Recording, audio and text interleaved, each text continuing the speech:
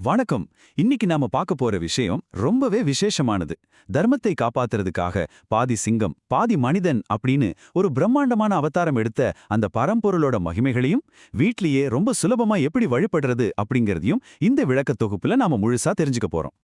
இன்னைக்கு ஏப்ரல் 30, 2026 உங்களோட நாட்காட்டில குறிச்சு வச்சுக்கோங்க. ஏன்னா இன்னைக்கு நரசிம்ம ஜெயந்தி.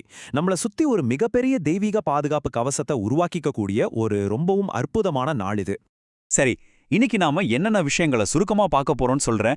இந்த அவதாரத்தோட வருகை, அதுக்கு பின்னாடி இருக்கிற வியக்க வைக்கிற அந்த பாதுகாப்பின் வரலாறு, இதோட புனிதமான உருவ அமைப்பு, வீட்ல செய்யக்கூடிய எளிய வழிமுறைகள், மன அமைதிக்கான 2 தியானங்கள், அப்புறம் இந்த தெய்வீக அதிர்வை எப்படி முழுமையா உணர்றதுன்னு வரிசையா பார்க்க போறோம். முதல்ல இந்த தெய்வீக வருகை, அதாவது நரசிம்ம ஜெயந்தினா உன்னேதே என்ன அர்த்தம்னு கொஞ்சம் ஆழமா புரிஞ்சுப்போம். வைசாக மாசத்தோட 14வது நாளான இன்னைக்கு ஒரு தீவிரமான பக்தனோட நம்பிக்கையை காப்பாத்துறதுக்காக இயற்கையோட அத்தனை விதிகளையும் எல்லைகளையும் தாண்டி பாதி மனிதனாவும் பாதி சிங்கமாவும் அந்த பரம்பொருள் அவதாரம் எடுத்த நன்னாள் இது. கொஞ்சம் யோசிச்சு பாருங்க, ஒரு சின்ன குழந்தையோட பக்திக்காக ஒட்டுமொத்த பிரபஞ்ச விதிகளையும் வளைச்ச அந்த தருணம் எவ்வளோ ஆச்சரியமானது இல்லையா? இந்த பிரம்மாண்டமான அவதாரத்துக்கு பின்னாடி வெல்லவே முடியாதுன்னு நினைச்ச ஒரு பெரிய தீய சக்தியை எப்படி முறியடிச்சாங்க அப்படிங்கிற ஒரு சுவாரஸ்யமான வரலாற்று நிகழ்வு இருக்கு. இந்த கதை எப்படி போகுதுன்னு கவனிங்க. ரொம்பவும் ஆணவம் பிடிச்ச ஒரு அரக்க அரசன் தனக்கு அழிவே வரக்கூடாதுன்னு ஒரு பெரிய வரம் வாங்குறான். அவனோட சொந்த புள்ளையோ எத்தனை கடுமையான சோதனைகள் வந்தாலும் தன்னோட பக்தியில உறுதியா நிக்கிறான். கடைசில என்ன ஆகுது? அந்தி சாயும் வேளையில அந்த சின்ன குழந்தையோட நம்பிக்கையை காப்பாத்த ஒரு கல் தூண சுக்கு நூறா உடைச்சுக்கிட்டு அந்த மாபெரும் தெய்வீக சக்தி வெளிப்படுது. இங்கதான் நீங்க அந்த தெய்வீக அறிவு கூர்மையை ரசிக்கணும். அந்த அரக்கன் கேட்ட வரம் என்ன தெரியுமா?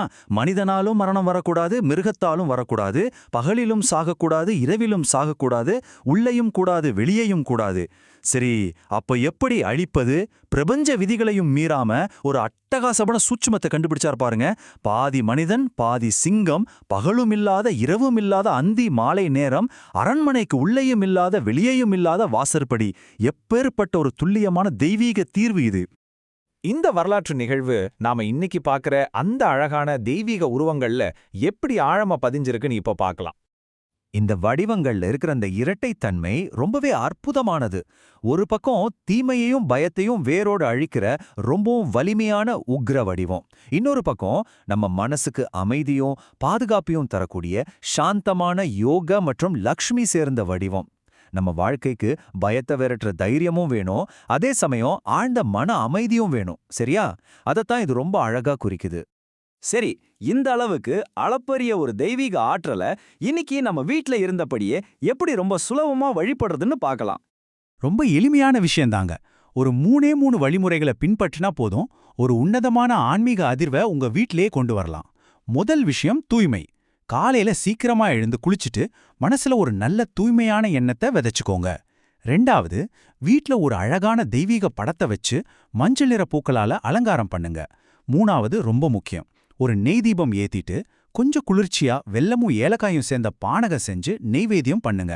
அவ்வளவுதான். ரொம்ப சுலபமான ஆனா சக்தி வாய்ந்த வழிபாடு இது. இங்க நான் உங்களுக்கு ஒரு முக்கியமான ரகசியம் சொல்றேன், கவனமா கேட்டுக்கோங்க. இந்த வழிபாட்டை குறிப்பா அந்தி மாலை நேரத்துல, அதாவது சயனகால நேரத்துல செஞ்சீங்கன்னா அதோட பலன் ரொம்பவே அதிகமா இருக்கும். ஏன்னா அந்த அவதாரம் தூண பிளந்துகிட்டு வந்த அதே சரியான நேரம் அது. அந்த நேரத்துல வழிபடும்போது ஆன்மீக அதிர்வுகள் சும்மா பன்மடங்கு பெருகும். வழிபாட்டை முடிச்சதும் இந்த அற்புதமான ஆற்றலை எப்படி நம்ம உடம்புக்குள்ளேயும் மனசுக்குள்ளேயும் முழுமையா கொண்டு வர்றது? அதுக்கு 2 சிறப்பான தியான முறைகள் இருக்கு. இந்த 2 தியான முறைகளையும் செய்து பாருங்க. முதலாவது, உங்களுக்குள்ள இருக்கிற இனம் புரியாத பயம், வெளியிலிருந்து வர எதிர்மறை எண்ணங்கள், இதையெல்லாம் அழிக்கணும்னா அந்த உக்ரமான பாதுகாப்பாளர் வடிவத்தை மனசுல நினைச்சு தியானம் பண்ணுங்க. 2வது, உங்களோட உணர்ச்சிகள் எல்லாம் சமநிலையில் இருக்கணும், மனசுல ஒரு ஆழமான அமைதி வேணும்னா அந்த அமைதியான யோக வடிவத்தை தியானிங்க. ஒன்னு உங்களுக்கு தைரியத்தை கொடுக்கும், இன்னொன்னு உங்களை அமைதிப்படுத்தும். எவ்வளோ அற்புதமான ஒரு கலவை இது இல்லையா? நாம இந்த விளக்குத் தொகுப்போட இறுதிப் பகுதிக்கு வந்துட்டோம். இந்த முழு ஆன்மீக பயணத்திலிருந்து நாம என்ன கத்துக்கிட்டோம், நம்ம வாழ்க்கைக்கு என்ன எடுத்துக்க போறோம்னு ஒரு நிமிஷம் ஆழமா யோசிச்சு பார்ப்போம். உங்களை நீங்களே கேட்டுக்க வேண்டிய ரொம்ப ஆழமான கேள்வி ஒன்னு இருக்கு. அன்னைக்கு தன்னோட பக்தனுக்காக இறைவன் ஒரு பெரிய கல் தூணை உடைச்சுக்கிட்டு வந்து அரக்கனோட அகங்காரத்தை அழிச்சார்ல, அதே மாதிரி இன்னைக்கு உங்களுக்குள்ள இருக்கிற எந்த அகங்கார தூணை நீங்க உடைக்க தயாரா இருக்கீங்க? கொஞ்சம் சிந்திச்சு பாருங்க. உங்களுக்குள்ள இருக்கிற அந்த தேவையற்ற ஆழவும் சுக்குநூறாக உடையட்டும். இந்த தெளிவான விளக்கப் பயணம் உங்களுக்கு உண்மையிலேயே ரொம்ப பயனுள்ளதா இருந்திருக்கும்னு நம்புறேன். இந்த மாதிரி இன்னும் நிறைய ஆழமான சுவாரஸ்யமான ஆன்மீக தகவல்களை தெரிஞ்சுக்க உடனே @Divine Vibe 39 அப்படிங்கிற நம்ம தளத்துக்கு சப்ஸ்கிரைப் பண்ணுங்க. சீக்கிரமே இன்னொரு அட்டகாசமான தொகுப்போட உங்களை சந்திக்கிறேன். ரொம்ப நன்றி. வணக்கம்.